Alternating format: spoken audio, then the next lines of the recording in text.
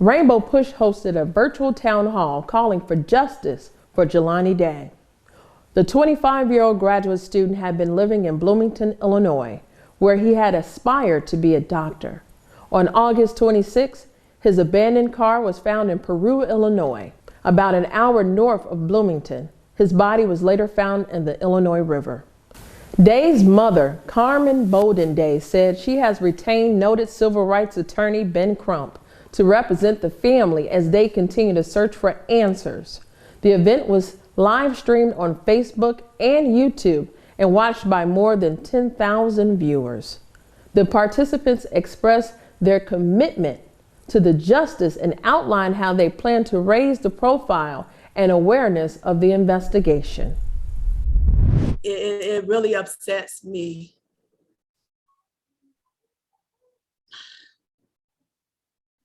to talk about the condition of my son's body. However, I just need everybody to be aware and to understand, not just because this was my son, but because that this could have been any of your children, how important it is and what of an urgency it is that nobody has to go through this again.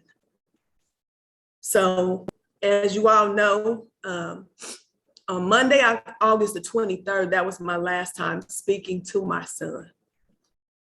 On Wednesday, August the 25th, I received a phone call that my son was missing. On August 25th, when I received that phone call, that night I also reported Jelani missing. On August 26th, I had spoken with the professor or the clinical director that sent the officers to my home. She had given me her timeline and her last contact with Jelani. She helped me on that day to, I wasn't in Bloomington that morning. So she contacted someone from the police department, and that is how a detective was assigned to my case for Jelani. Also on that day, Jelani's car was discovered in Peru. Now, for anyone that doesn't know, Peru is a sundown town. If you look up or Google the sundown towns in Illinois, Peru, Illinois is one of those. And a sundown town is an all-white municipality or neighborhood in the US that practice a form of racism or racial segregation. And we all know through history that if you are a person of color, you should not be found in a sundown town when the sun goes down. Now, my son had no connections to Peru. He didn't know anybody in Peru. He did not grow up in Peru. They had a search team that was supposed to have searched that wooded area where Jelani's car was found. Please keep in mind that all of this occurred at 4:20 in the afternoon. At 4:30, I was given a phone call asking if I knew if my son had any connection to Peru, but I did not find out that they found my son's car until after 8:30 that night. So when I received that phone call at 4:30, the police already knew that they had found Jelani's car. They did not let me know anything. So I was not present when the search had occurred, but immediately when the teacher sent me a news article telling me and indicating that the car had been found, me and my family were on the road to Peru immediately. When I got to Peru, Illinois that night, Jelani's car was in that wooded area. And as I've told you all who accompanied us on that march, see it for yourself. My son did not park his car in that wooded area. It was on August 27th that I posted a post on social media to let everybody know I had no idea as to what I was doing, but I needed all of your assistance to help me. And again, I thank everybody that came out to help us. We searched for Jelani on the 27th. We searched for Jelani in Bloomington on the 28th. Jelani didn't walk to that river. So that was on August 20. That was in September when they found his wallet. When they found his wallet. On that day, during that week, I had friends.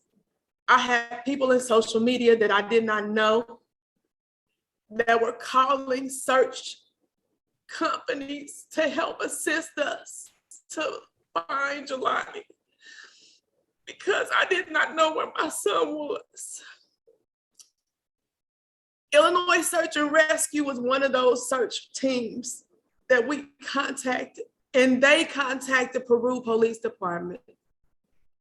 On that day, Brad Jones had told me that he was going to have a phone call with them to see about them organizing a search. That search took place on September 4th. During this search on September 4th, that's when this body was discovered. They explained to me and my family that this body, they were not telling us that this was Jelani. This body was severely decomposed and was found face down in that river. That this body was missing its upper and lower teeth. That it was a possibility that this body would not be able to be identified by the dental because of the decomposition of the body. That is why we were instructed that we were going to have to do a DNA. And they told me that they would be taking a tibia bone from Jelani's body, and that they would need the DNA from myself, his father, and one of his siblings. That DNA was taken from us. We gave that DNA to the state police on that following Monday. I contacted the coroner on September the 8th. He did not answer. I left a message. I contacted him again on September 10th. He did not answer. He did not return a call. I contacted him on September 12th. He did not answer. He did not return a call. I did not speak on September. I was told by the former attorney that I had that the chemical that was needed to process the DNA, the state lab did not have. We will not know until September 15th if they would have access to this chemical, because the chemical was on back order.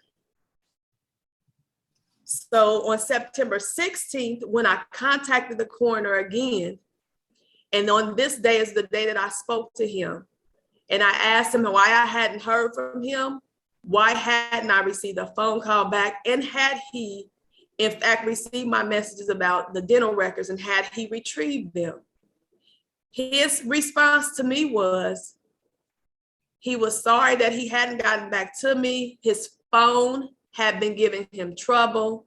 He had had his phone at Verizon, and he had not yet ordered any dental records. So this was 8 days from September 8th, from the time I contacted him to September 16th. There had not been any dental records requested for my son. Fast forward this, by this time I had then been reaching out to media and anybody who would listen to me.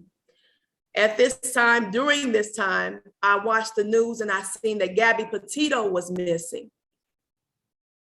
I seen that Gabby Petito's mother and her father had gotten the assistance of the Federal Bureau of Investigations to help find their daughter. They had Gabby Petito on every social media outlet, on every news channel, in every newspaper. Mm. But Jelani was missing, and you did not know about Jelani, and nobody was looking for Jelani. Mm. I didn't know if that body that they had was my son. And for me, all I knew is that my son was still out there and we still needed to find him. I received a call on September 22nd, first from the Peru Police Department, asking me if I would look at my email to identify some clothing that had been found the day before by two white girls. And they identified these girls as two white girls that were ISU students that were bored and were wanting to know how they could help find out what happened to Jelani. They found this clothing. That clothing that they found it on the riverbank. The riverbank in which they found the clothing was 1.5 miles away from where the body was found on September 4th. So these clothing that were found on September 22nd was found 1.5 miles up the river from the body that was found on September 4th. When I asked, why wasn't the area searched where the clothes were found? I was not given an answer on that day. The shirt and the shorts, those were his clothing. And again, I posed the question, how could they not find the clothing on the same day that they found the body? I then got a call later on that day, probably about an hour later, from the coroner, who told me that he had now obtained copies of Jelani dental records. He's asked me, had Jelani went to a dentist in Alabama? I told him I did not know. He said, well, you should know. It's on your insurance. I said, well, I do not know. He could have. He said, your insurance is Delta Dental. These are the records that we have. We will bring an odontologist that will work late into the night to identify these dentals as your son, if these are your sons. And I said, whoa, wait a minute. Why are we looking at dental records when you just told me that this body had to be positively identified by DNA? And he said to me, either you want to know this is your son or you don't. And at that time, when he was on the phone with me, I had my former lawyer on the phone with me and the investigator. And that lawyer spoke up for me then, and she said to him, and excuse my language, but I'm going to be very frank.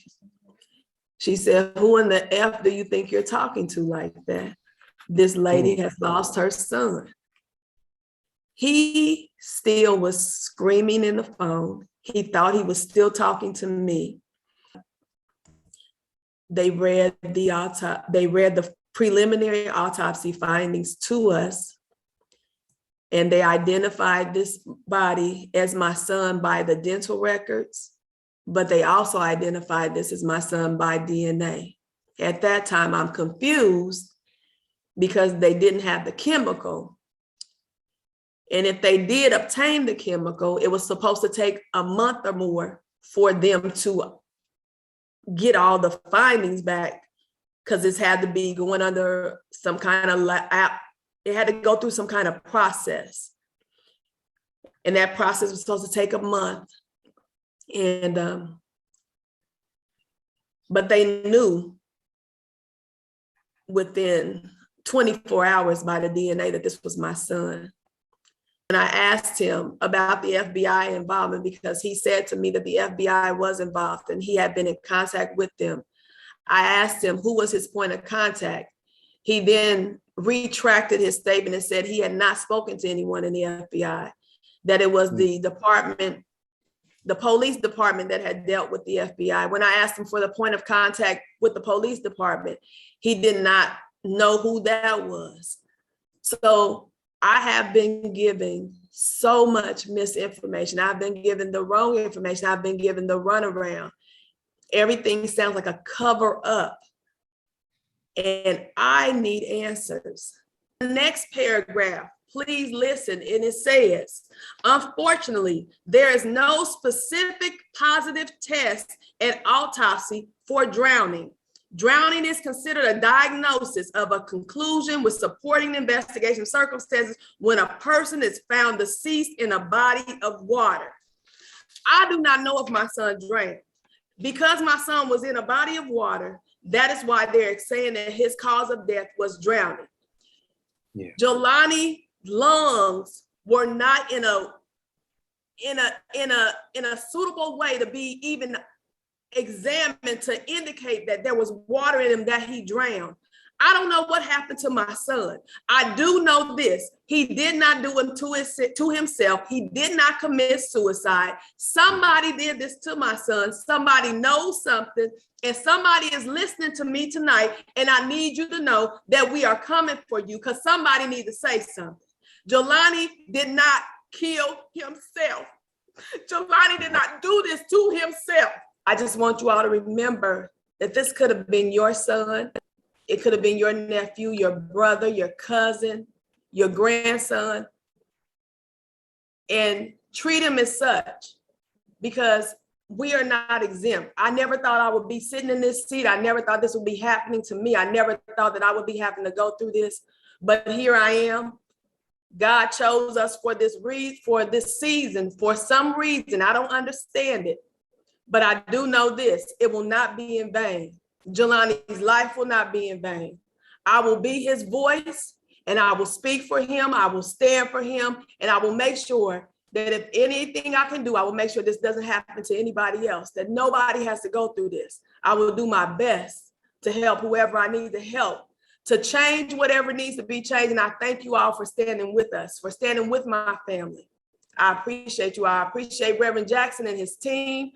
Courtney, Reverend Wilson, y'all know I love y'all.